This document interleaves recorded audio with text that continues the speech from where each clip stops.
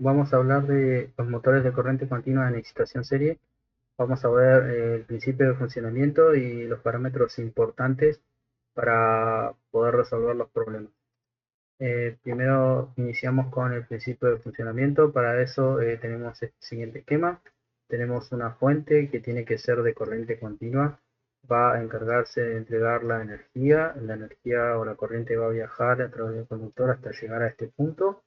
Acá recordemos como en generadores tenemos las escobillas y las delgas.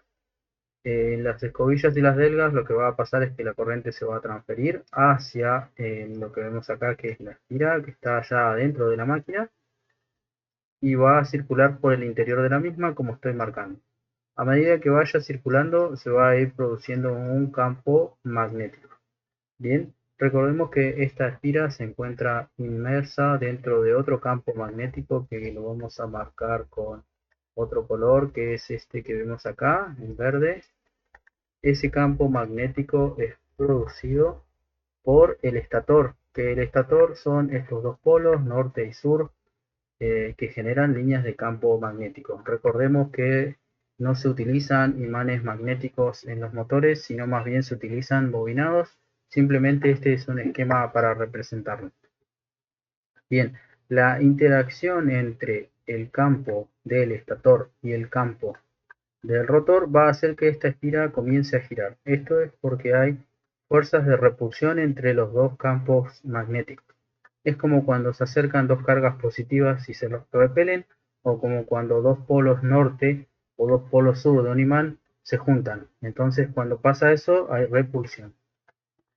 Bien, acá entonces una vez que entendimos esto, la espira, como vemos acá, no va a ser una sola, van a ser varias espiras, eh, con el objetivo de que se produzca más fuerza de giro en el interior del motor.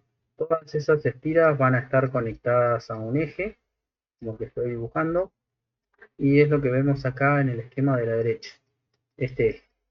Entonces el movimiento de giro lo voy a poder aprovechar, por ejemplo, en un sistema de correas y poleas para generar trabajo.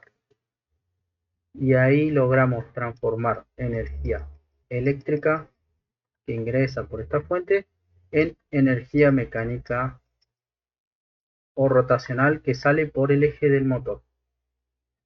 Veamos el circuito eléctrico. El circuito eléctrico es igual al de un dínamo serie. Acá podemos ver todas las partes que lo componen. Tenemos el rotor, que serían estas espiras. Acá hay una sola, pero son varias. Esta es la resistencia de las espiras del rotor. Acá lo que tenemos es la resistencia del conmutador, que no está dibujado en este esquema, pero lo podemos agregar. Es una bobina como la que estoy dibujando, es una sola, la que tendría esta forma. Se encarga de que no haya desviaciones del campo del estator. Para eso estaba el compensador o conmutador. Y la resistencia del bobinado del estator. Acá tenemos lo mismo que acabo de decir, las resistencias de cada uno de estos bobinados. Y acá tenemos un concepto nuevo que es la fuerza contra electromotriz, que es el voltaje que se produce en el rotor, se denomina E'. Y bueno, y esto ocurre porque como la espira está girando en el interior de un campo magnético, lo está cortando, se está cumpliendo la ley de Faraday y por lo tanto se va a inducir en la espira un voltaje. Ese voltaje va a ir en contra del voltaje que genera la fuente, que es el voltaje en bornes. Entonces va a representar ahora un consumo. Bien, y finalmente, bueno, lo dije recién, el voltaje en bornes, que es el voltaje que nos está generando nuestra fuente de corriente continua, perdón. Nuestra fuente de corriente continua. Bien, la ecuación. Nosotros inicialmente cuando teníamos un dínamo lo que hacíamos era decir, bueno, que el voltaje en bornes había que restarle todos los consumos. Por eso escribí la ecuación de un dínamo serie, como ya vimos anteriormente. Pero aquí es distinto y se puede ver desde otro punto de vista. El voltaje en bornes, que representa el voltaje que yo le tengo que entregar a mi motor para que funcione, tiene que cumplir con todos los consumos. Si cumple con todos los consumos, entonces el motor funciona. Por lo tanto, acá van a ir sumando. Bien, voy a sumar el voltaje de la contra FEM o fuerza contra electromotriz, lo mismo, más el voltaje que consume RI, el voltaje que consume RC y el voltaje que consume RS. Las resistencias de todo lo que expliqué. Más el voltaje de las escobillas, que lo vemos acá, carbones y escobillas, que cuando se produce la transferencia de energía que viene de la fuente, acá, se produce la transferencia, dijimos que como hay rozamiento, hay rotación, se van a perder 1 o 2 volts que los voy a agregar acá en este término. Bien, lo que hacemos ahora es aplicar la ley de Ohm y simplemente donde tenemos voltaje lo escribimos como I por R. ¿Ven? Voltaje que se pierde en la resistencia RI es I por RI, en la RC es I por RC, en la serie que es el estator I por RS, y este no hace falta transformarlo porque como ya dijimos, ya sabemos que son siempre 1 o 2 volts, y si no tenemos el dato podemos asumir que son 2 volts como máximo.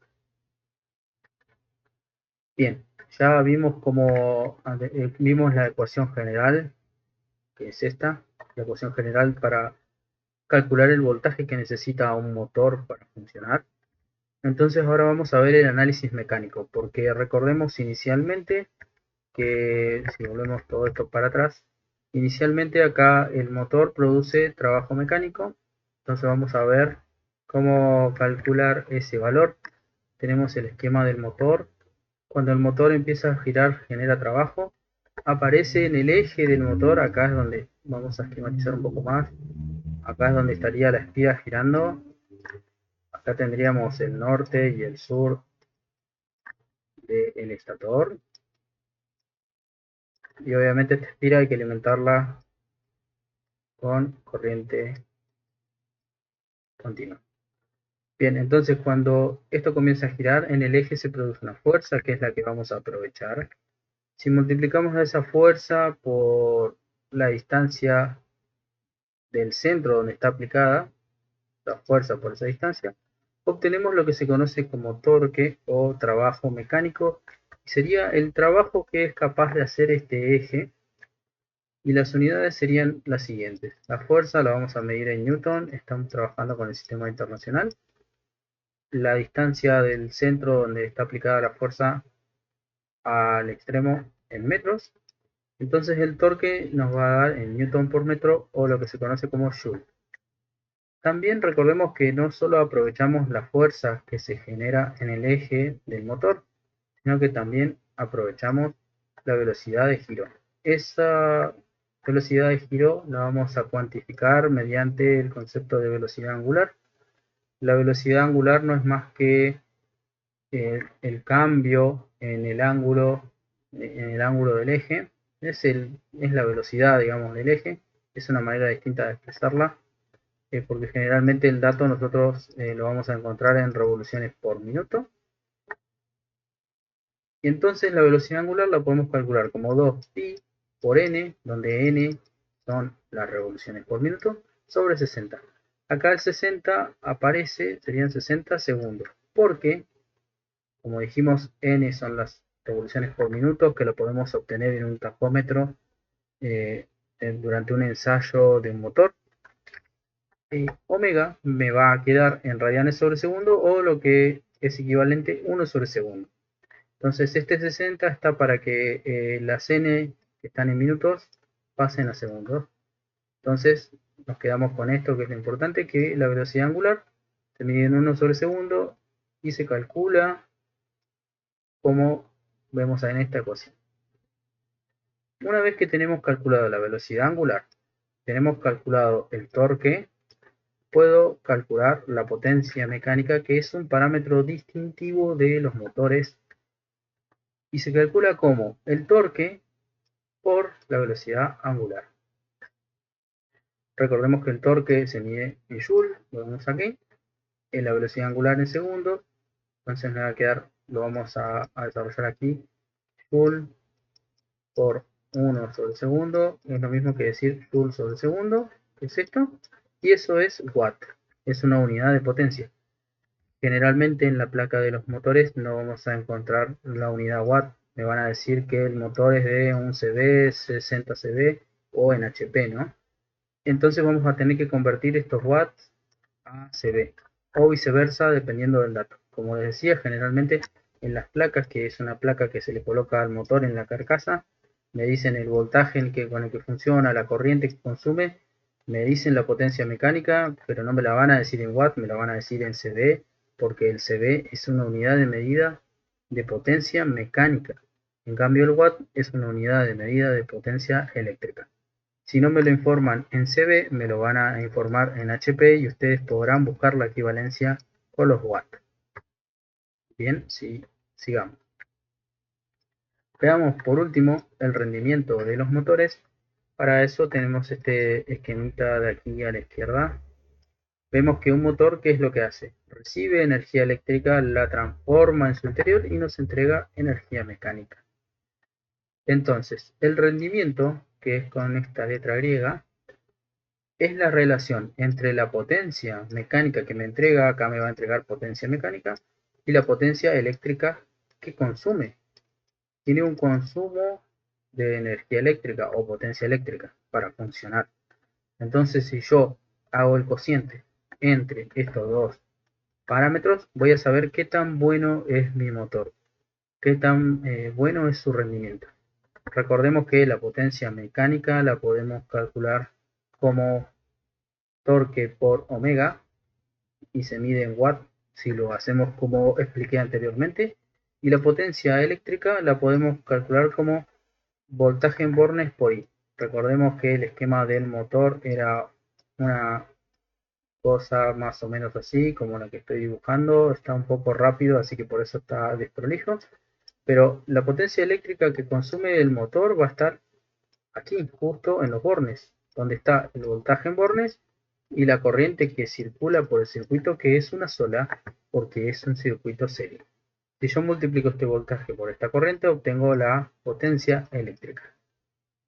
Bien, ¿cuándo es mejor el rendimiento? Y cuando el rendimiento se acerque a 1. Mientras más cercano a 1 es, significa que toda la potencia eléctrica se transformó en mecánica. Si es más cercano a 0, este es un rendimiento malo. Significa que toda la energía eléctrica, muy poca se transforma en energía mecánica y otro poco se estaría transformando en potencia perdida, digámoslo así. Bien, nunca nos vamos a encontrar con un rendimiento de 1, siempre van a ser menores que 1, porque vamos a tener una parte de la potencia eléctrica que entra y se transforma en mecánica, que es la útil, la que utilizamos, la que queremos, y otra parte se pierde. Esta potencia perdida que tiene dos causas posibles. Puede ser potencia perdida eléctrica, puede ser potencia perdida mecánica. No es que puede ser una o la otra, generalmente son las dos, sí o sí son las dos. Tenemos potencia eléctrica perdida que se pierde por efecto Joule en los bobinados. Recordemos que se calculaban como I cuadrado por R esas potencias perdidas, y el efecto Joule lo podemos ver, por ejemplo, cuando encendemos una lámpara se empieza a calentar porque parte de la energía eléctrica que recibe se pierde en forma de calor y eso es el efecto Joule. Y el otro tipo de potencia que se pierde es la mecánica, que generalmente es rozamiento. El eje está girando, está rozando con el aire, está rozando con otras partes mecánicas de la máquina, entonces tenemos una potencia perdida mecánica.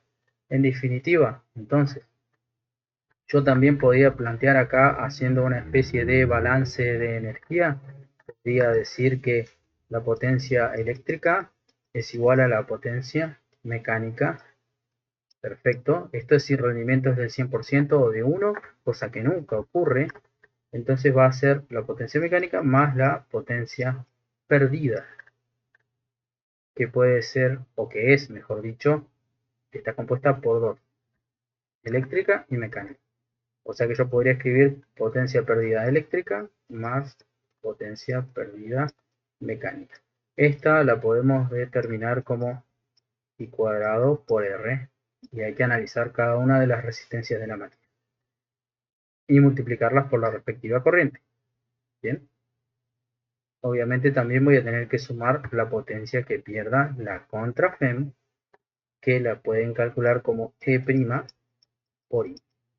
Si sumo todas esas potencias, voy a tener la potencia perdida eléctrica. Finalmente, entonces, esta que estoy remarcando es otra ecuación importante que tenemos que tener en cuenta para resolver los problemas de motores eléctricos. Por ahí quedó todo un poco un lío, pero espero que se entienda. Las ecuaciones importantes de aquí son esta que estoy marcando y la del rendimiento que estoy marcando aquí. Son las más importantes y que tenemos que tener en cuenta para la resolución de problemas. Lo vamos a remarcar bien porque si no, no se va a entender. Ahí está. Bien, si eso sería todo para hacer el análisis de funcionamiento de un motor completo desde el punto de vista eléctrico y desde el punto de vista mecánico.